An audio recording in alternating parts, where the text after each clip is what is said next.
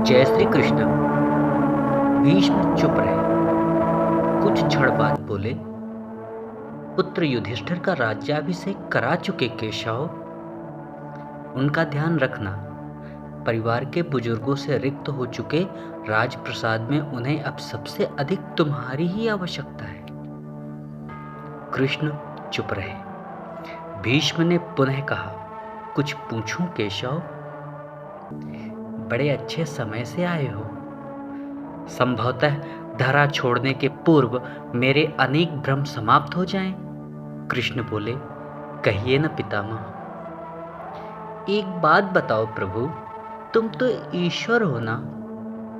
कृष्ण ने बीच में ही टोका, नहीं पितामह, मैं ईश्वर नहीं हूं। मैं तो आपका पौत्र हूं पितामह, ईश्वर नहीं। भीष्म उस घोर पीड़ा में भी ठठाका मार के हंस पड़े। बोले, अपने जीवन का स्वयं कभी आकलन नहीं कर पाया कृष्ण, सो नहीं जानता कि अच्छा रहा या बुरा। पर अब तो इस धरा से जा रहा हूं कन्हैया, अब तो ठगना छोड़ दे रे। कृष्ण जाने क्यों भीष्म के पास चुपचाप सराक आए और उनका हाथ पकड़कर बोले, कहिए पितामह। भीष्म बोले, एक बात बताओ कन्हैया, इस युद्ध में जो हुआ वो ठीक था क्या? किसकी ओर से पितामह? पांडवों की ओर से? कौरवों के कृत्यों पर चर्चा का तो अब कोई अर्थ ही नहीं है कन्हैया। पर क्या पांडवों की ओर से जो हुआ वो सही था? आचार्य द्रोण का वध, दुर्योधन की जंघा के नीचे प्रहार, दुशासन की छाती का चीरा जाना, जयद्रथ और द्रोणाचार्य के साथ हुआ छल, निहत्थे कर्ण का वध, सब ठीक था क्या? यह सब उचित था क्या? इसका उत्तर मैं कैसे दे सकता हूँ पितामह? इसका उत्तर तो उन्हें देना चाहिए जिन्होंने यह किया है। उत्तर दे दुर्योधन दुशासन का वध करने वाले भीम, उत्तर दें कर्ण और जयद्रथ का वध करने वाले अर्जुन। मैं तो इस युद्ध में कहीं था ही नहीं पितामह। अभी भी छलना नहीं छोड़ोगे कृष्ण? अरे विश्व भले कहता रहे कि महाभारत को अर्जुन और भीम ने जीता है, पर मैं जानता हूं कन्हैया कि यह तुम्हारी और केवल तुम्हारी विजय है। मैं तो उत्तर तुम्ही से पूछूंगा कृष्ण। तो सुनिए पितामह, कुछ बुरा नहीं हुआ, कुछ अनैतिक नहीं हुआ, वही हुआ जो होना चाहिए। यह तुम कह रहे हो केशव? मर्यादा पुरुषोत्तम राम का अवतार कृष्ण कह रहा है।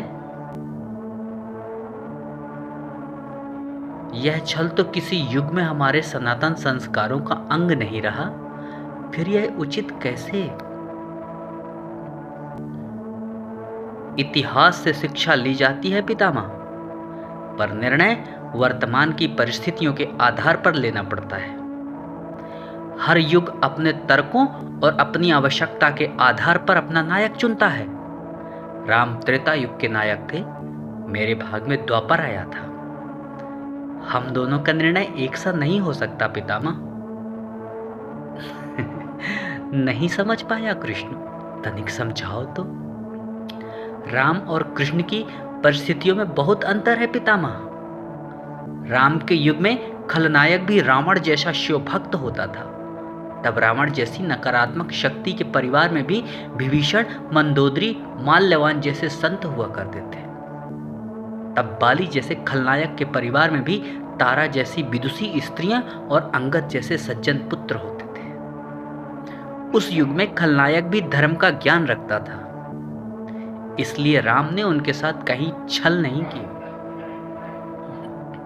किंतु मेरे युग के भाग में कंस, जरासंध, दुर्योधन, दुशासन, शकुनी, जयद्रथ जैसे घोर पापी आए हैं। उनकी समाप्ति के लिए हर छल उचित है पितामह। पाप का अंत आवश्यक है पितामह, वह चाहे जिस विधि से हो। तो क्या तुम्हारे इन निर्णयों से गलत परंपराएं नहीं प्रारंभ होंगी केशव? क्या भविष्य तुम्हारे इन छलों का अनुसरण नहीं करेगा? और यदि करेगा तो क्या यह उचित होगा? भविष्य तो इससे भी अधिक नकारात्मक आ रहा है पितामह। कलयुग में तो इतने से भी काम नहीं चलेगा। वहां मनुष्य को कृष्ण से भी अधिक कठोर होना होगा, नहीं तो धर्म समाप्त हो जाएगा। जब क्रूर और अनैतिक शक्तियां सत्य एवं धर्म का समूल नाश करने के लिए आक्रमण कर रही हों, तो नैतिकता अर्थहीन हो जाती है पितामह। तब महत्वपूर्ण होती है धर्म की विजय, केवल धर्म की विजय। भविष्य को यह सीखना ही होगा पितामह। क्या धर्म का भी नाश हो सकता है केशव? और यदि धर्म का नाश होना ही है तो क्या मनुष्य इसे रोक सकता है?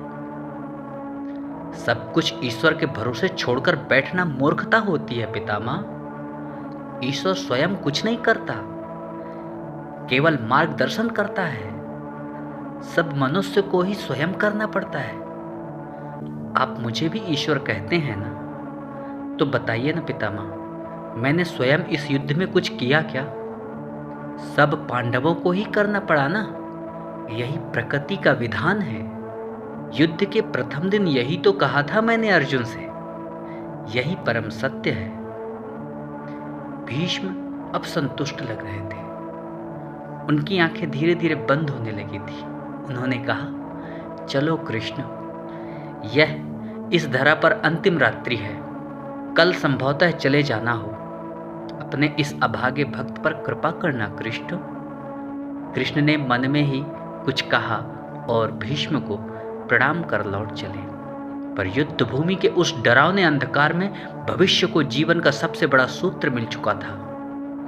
जब अनैतिक और क्रूर शक्तियां सत्य और धर्म का विनाश करने के लिए आक्रमण कर रही हों, तो नैतिकता का पाठ आत्मघाती होता है। धर्म और रक्षति रक्षिता। जय श्री कृष्ण। राधे राधे।